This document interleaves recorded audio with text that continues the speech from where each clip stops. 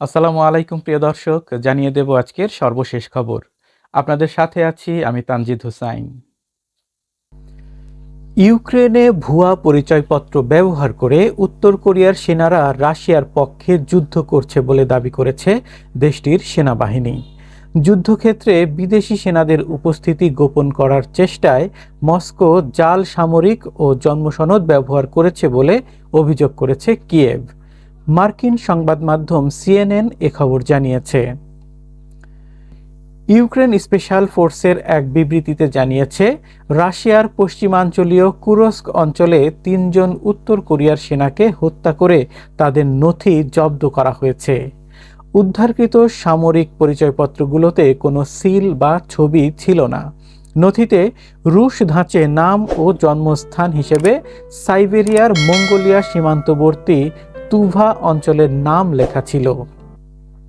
তবে নথিতে থাকা স্বাক্ষরগুলো কোরীয় ভাষায়, যা এই সেনাদের প্রকৃত পরিচয় নির্দেশ করে বলে ইউক্রেনের বিবৃতিতে দাবি করা হয়। বিবৃতিতে আরও বলা হয়েছে, রাশিয়া যুদ্ধে নিজেদের ক্ষয়ক্ষতি গোপন করতে ও বিদেশি সেনাদের উপস্থিতি লুকাতে এসব উপায় অবলম্বন করেছে। এই ঘটনা সেটাই প্রমাণ করেছে। যুক্তরাষ্ট্র, ইউক্রেন ও দক্ষিণ কোরিয়ার গোয়েন্দা তথ্য অনুযায়ী রাশিয়ায় প্রায় ১১ থেকে ১২ হাজার উত্তর কোরিয়ার সেনা রয়েছে।